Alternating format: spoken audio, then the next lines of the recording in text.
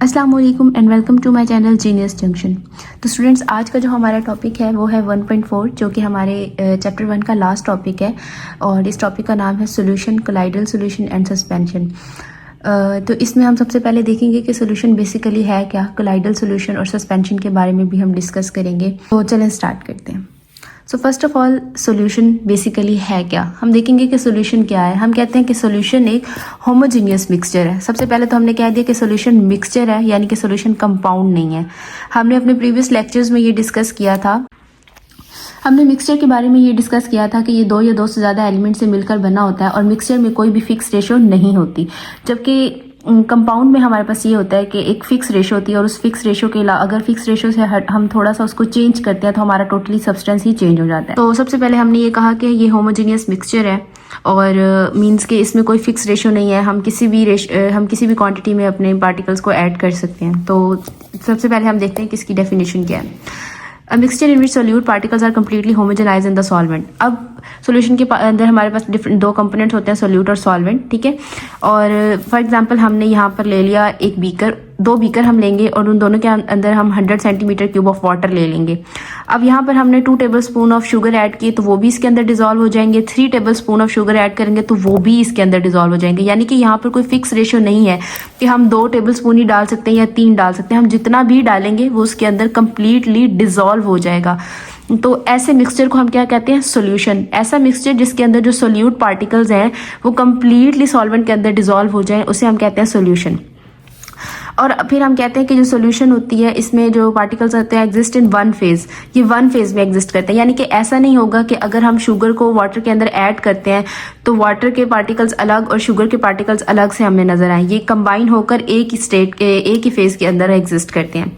तो यहाँ पर हमने 2 टर्म्स यूज की थी, सोल्यूट और सॉल्वेंट। तो बेसिकली ये होती क्या है, हम इनके बारे में देख लेते हैं। सोल्यूशन के 2 कंपोनेंट्स होते हैं, एक होता है सोल्यूट और एक होता है सॉल्वेंट। अब सोल्यूट क्या होता है, सोल्यूट वो कंपोनेंट होता है जिसको हम स्मॉल क्वांटिटी में यूज करते हैं और ये सॉल्वेंट के अंदर डिजॉल्व होता है। यानी कि अगर यहाँ पर हम लोग as a solute 3 tablespoon sugar add करें तो शुगर क्या है, क्योंकि ये हम कम अमाउंट में ले रहे हैं, कम मिकदार में ले रहे हैं, तो ये क्या है, सोल्यूट, ठीक है। और वाटर हमारे पास क्या होगा, सॉल्वेंट, क्योंकि ये ज्यादा क्वांटिटी में है, ज्यादा मिकदार में है, ठीक है। उसके बाद जैसे साल्ट इन वाटर, तो साल्ट हमारे पास क्या होगा, सोल्यूट, और वाटर होगा सॉल्वेंट। सोल्यूट को हम स्मॉल क्वांटिटी में लेते हैं, सॉल्वेंट को हम लार्ज क्वांटिटी में लेते हैं। सोल्यूट सॉल्वेंट के अंदर डिजॉल्व होता है, जबकि सॉल्वेंट को हम कहते हैं कि वो सोल्यूट को अपने अंदर डिजॉल्व कराता है। और जो सोल्यूट पार्टिकल्स होते हैं हम उनको नेकेड आई के साथ हम नहीं देख सकते। और आगे हमारे पास सोल्यूशन जो है वो हम कहते हैं कि हमारे पास 3 फॉर्म्स में एग्जिस्ट करती है। पहले है हमारे पास ट्रू सोल्यूशन। कहते हैं कि सोल्यूट पार्टिकल्स को हम इंसानी आंख के साथ नहीं देख सकते, यानी कि हमें माइक्रोस्कोप वगैरह की ज़रूरत होती है इनको देखने के लिए, ठीक है। तो ट्रू सोल्यूशन की बात करें तो हम ये कहते हैं कि अगर सोल्यूशन जो है उसको हम फिल्टर करते हैं तो जो उसके सोल्यूट पार्टिकल्स हैं वो पास हो जाते हैं फिल्टर पेपर से और वो प्रिसिपिटेट के तौर पे वापस नहीं रह जाते, और तो हम क्या कहेंगे, ये सोल्यूशन ट्रू सोल्यूशन है। यानी कि जो सोल्यूट पार्टिकल्स हैं वो अगर हम ये हमारे पास एक सोल्यूशन है, इस सोल्यूशन को हम फिल्टर पेपर के थ्रू फिल्टर करते हैं, तो जो सोल्यूट पार्टिकल्स होंगे वो फिल्टर पेपर के अंदर से फिल्टर हो जाएंगे, यानी कि वो यहाँ पीछे नहीं बचेंगे। तो ये सोल्यूशन क्या होगी, ट्रू सोल्यूशन होगी। और सोल्यूट पार्टिकल्स को हम नेकेड आई के साथ नहीं देख सकते। नेक्स्ट हमने बोला सस्पेंशन। सस्पेंशन जो है इसके जो पार्टिकल्स होते हैं वो काफ़ी बड़े होते हैं और इसमें जो सोल्यूट पार्टिकल्स होते हैं वो डिजॉल्व बिल्कुल भी नहीं होते। जैसे कि अगर हम चाक को वाटर में मिक्स कर दें तो उसके पार्टिकल्स बिल्कुल डिजॉल्व नहीं होंगे, बल्कि वो यहाँ पर हमें नज़र आएंगे और हम इनको नेकेड आई के साथ देख सकते हैं और ये यहाँ पर बॉटम में बैठ भी सकते हैं, ठीक है। जबकि जो कोलाइडल सोल्यूशन होती है उसके अंदर क्या होता है कि जो सोल्यूट पार्टिकल्स होते हैं वो सॉल्वेंट के अंदर होमोजेनाइज तो नहीं होते और इसके जो सोल्यूट पार्टिकल्स होते हैं वो ट्रू सोल्यूशन के जो पार्टिकल्स होते हैं उनसे थोड़े बड़े होते हैं, लेकिन हम इनको नेकेड आई के साथ देख नहीं सकते। और जब हम फिल्ट्रेशन करते हैं तो ये फिल्टर पेपर के साथ पास थ्रू भी कर जाते हैं। यानी कि हमने ट्रू सोल्यूशन के बारे में ये बोला था कि अगर हम इस सोल्यूशन को फिल्ट्रेशन करते हैं तो इसके जो सोल्यूट पार्टिकल्स होंगे वो फिल्टर पेपर के साथ पास आउट हो जाएंगे, जबकि सस्पेंशन में ऐसा नहीं होता। और सस्पेंशन के जो पार्टिकल्स होते हैं वो हम नेकेड आई के साथ देख सकते हैं। अब कोलाइडल सोल्यूशन के अंदर ये होता है कि सोल्यूट पार्टिकल जो है वो डिजोल्व तो नहीं होता सॉल्वेंट के साथ, लेकिन हम उसको नेकेड आई के साथ भी नहीं देख सकते। उसके पार्टिकल्स थोड़े बहुत बड़े होते हैं लेकिन इतने बड़े नहीं होते कि हम उनको नेकेड आई से देख सकें। और थर्ड, हम जब इसको फिल्ट्रेशन करते हैं तो इसके पार्टिकल्स फिल्टर पेपर के साथ पास आउट हो जाते हैं। और एक और चीज़ इसमें ये है कि इसके जो पार्टिकल्स होते हैं, जैसे कि हमने सस्पेंशन में बात की कि इसके पार्टिकल्स बॉटम में आकर बैठ सकते हैं, तो कोलाइडल सोल्यूशन के अंदर इस तरह नहीं होता, इसके पार्टिकल्स ऐसे ही फ्लोट करते रहते हैं। नेक्स्ट इसमें हमारे पास है formation of saturated and unsaturated solution. अब सोल्यूशन की जो है ना वो डिफरेंट टाइप्स होती हैं, saturated solution, unsaturated solution, super saturated solution. लेकिन हमारी बुक में जो है वो सैचुरेटेड और अनसैचुरेटेड का जिक्र है, तो हम यहाँ पर सिर्फ सैचुरेटेड और अनसैचुरेटेड को ही डिफाइन करेंगे। तो अब फॉर एग्जाम्पल हम एक बीकर ले लेते हैं, ठीक है। हमने एक बीकर लिया, अब इस बीकर को अंदर हमने 100 ग्राम सॉल्वेंट ले लिया, यानी हमने वाटर ले लिया, ठीक है। और इसके अंदर हम 5 table spoon of sugar add करते हैं। पहले हम 5 टेबल स्पून शुगर ऐड करेंगे, फिर हम उसको हीट करेंगे, तो वो जो हमने 5 चम्मच शुगर के डाले हैं वो डिज़ोल्व हो जाएंगे। हमने फिर वो डिज़ोल्व हो जाएंगे, हम फिर से 5 चम्मच शुगर के डालेंगे और वो भी उसके अंदर हीट करने पे डिज़ोल्व हो जाएंगे। लेकिन ऐसे ही डिज़ोल्व होते होते एक ऐसा पॉइंट आएगा जिसमें मज़ीद शुगर डिज़ोल्व नहीं होगी। तो ऐसे सोल्यूशन को जब पर्टिकुलर टेम्परेचर पे सोल्यूट आगे डिज़ोल्व ना हो, उसे हम कहते हैं सैचुरेटेड सोल्यूशन। और जो अपने अंदर डिज़ोल्व करता रहता है उसे हम कहते हैं अनसैचुरेटेड सोल्यूशन। अब आ जाते हैं सबसे पहले आ जाते हैं अनसैचुरेटेड सोल्यूशन पे, ठीक है। ये एक ऐसी सोल्यूशन है जिसके अंदर a solution which can dissolve more amount of solute at a particular temperature, यानी कि एक पर्टिकुलर टेम्परेचर के ऊपर ये ज़्यादा से ज़्यादा अमाउंट जो सोल्यूट का है वो डिजोल्व कर सकते हैं। जैसा कि हमने बोला कि हमने बीकर के अंदर 100 ग्राम वाटर लिया, उसके अंदर हमने 5 ग्राम ऑफ शुगर ऐड की, ठीक है। और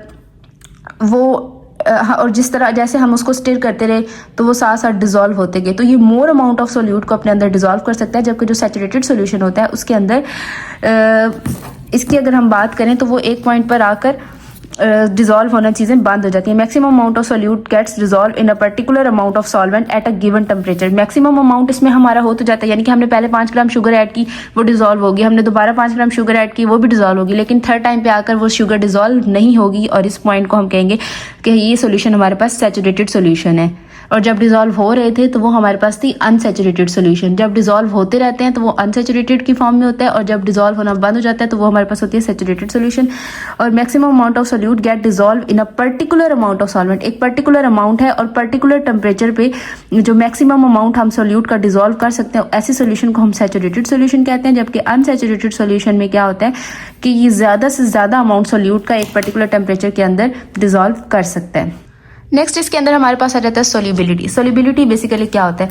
number of grams of solute dissolve in 100 gram of solvent to prepare a saturated solution at a particular temperature. अब अगेन वही बात, सोल्यूबिलिटी क्या है कि सोल्यूट पार्टिकल्स को जो हम डिजोल्व करते हैं 100 ग्राम ऑफ सॉल्वेंट में to prepare a saturated solution. एक पर्टिकुलर टेम्परेचर के ऊपर सैचुरेटेड सोल्यूशन बनाने के लिए जो हम सोल्यूट को डिजोल्व करते हैं 100 ग्राम ऑफ सॉल्वेंट में, तो उसे हम कहते हैं सोल्यूबिलिटी। यानी कि हमने जैसे कि पीछे डिस्कस किया कि हमने 100 ग्राम वाटर ले लिया, ठीक है, वो हमारे पास सॉल्वेंट है, और उसके अंदर हम लोग जो नंबर ऑफ ग्राम्स जो भी मतलब हमने पहले 5 ग्राम शुगर ऐड की, फिर 5 ग्राम शुगर ऐड की, तो वो नंबर ऑफ ग्राम्स जो सोल्यूट के हैं हम सॉल्वेंट के अंदर जो डिजोल्व करते जाते हैं, तो एक ऐसा पॉइंट आता है कि जब वो डिजोल्व होना बंद हो जाते हैं तो ऐसे उसको हम क्या कहते हैं कि ये क्या है, उसकी सोल्यूबिलिटी है सोल्यूशन की। अब डिफरेंट सोल्यूशंस की डिफरेंट सोल्यूबिलिटीज होती हैं पर्टिकुलर सॉल्वेंट के अंदर। एग्जांपल में हमारे पास आ जाते हैं saturated solution of sodium chloride and table sugar with water. यानी कि हमने सोडियम क्लोराइड और टेबल शुगर को वाटर के अंदर ऐड किया है, तो उसके अंदर रूम टेम्परेचर पे तो सोडियम क्लोराइड की हमारे पास क्या कंसंट्रेशन आई है 5.3 मोलर, जबकि शुगर सोल्यूशन को जब हमने वाटर में मिक्सअप किया तो वो 3.8 मोलर आई है। अब क्या है कि जो सोल्यूबिलिटी है सोडियम क्लोराइड की वो शुगर से ज़्यादा है रूम टेम्परेचर पे। यानी कि इसका क्या रीज़न है कि सोडियम क्लोराइड की सोल्यूबिलिटी क्यों ज़्यादा है, क्योंकि जो सोडियम क्लोराइड के पार्टिकल्स है ना, उसकी जो अट्रैक्शन है वाटर मॉलिक्यूल के साथ वो ज़्यादा है एज़ कम्पेयर टू जो शुगर मॉलिक्यूल्स की अट्रैक्शन है वाटर के साथ वो कम होती है और सोडियम क्लोराइड की ज़्यादा होती है, इसलिए सोडियम क्लोराइड की जो सोल्यूबिलिटी होती है वो भी ज़्यादा होती है। नेक्स्ट हमारे पास है effect of temperature on the solubility of solutes, कि टेम्परेचर का क्या इफेक्ट होता है। जनरली हम कहते हैं कि जिस तरह हम टेम्परेचर को इंक्रीज करते हैं उसी तरह सोल्यूबिलिटी भी इंक्रीज करती जाती है, लेकिन ये ऐसा नहीं होता, इसको हम जनरल रूल के तौर पर नहीं ले सकते। अब क्या करते हैं, हमने इसमें जो हमारा फर्स्ट पॉइंट है उसके अंदर हमने डिस्कस किया कि सोल्यूबिलिटी इंक्रीज करती है with the increase in temperature. ठीक है, कि जिस तरह हम लोग टेम्परेचर को इंक्रीज करेंगे तो सोल्यूबिलिटी हमारे पास इंक्रीज होगी। इसमें हमारे पास कौन कौन से साल्ट्स की एग्जांपल है, पोटाशियम नाइट्रेट, सिल्वर नाइट्रेट और पोटाशियम क्लोराइड। ये ऐसे साल्ट हैं, अगर हम इनको टेस्ट ट्यूब के अंदर डालते हैं और टेम्परेचर को इंक्रीज करते हैं तो टेस्ट ट्यूब हमारी ठंडी हो जाएगी, कोल्ड हो जाएगी, और इस केस में क्या होगा, हीट जो है वो एब्जॉर्ब हो जाएगी, यानी solvent plus solute plus heat इसके अंदर एब्जॉर्ब हो रही है और ये हमें एक सोल्यूशन प्रोवाइड कर रही है।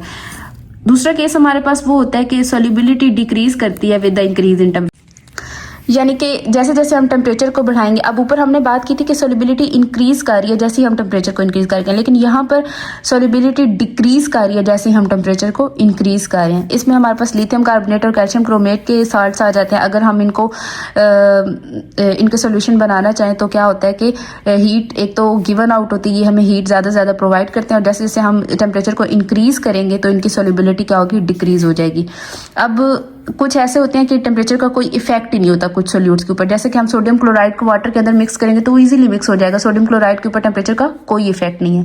तो स्टूडेंट्स, ये था हमारा आज का लेक्चर। अगर इसमें आपको कोई भी चीज़ समझ ना आए या कुछ आप पूछना चाहें तो आप इजीली कमेंट बॉक्स में पूछ सकते हैं। उसके अलावा अगर आप ये नोट्स हासिल करना चाहते हैं तो उसके लिए भी आप हमें कमेंट कर सकते हैं।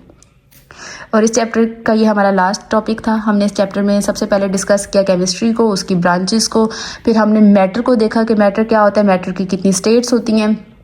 उसके बाद हमने एलिमेंट, कंपाउंड और मिक्सचर्स को डिस्कस किया।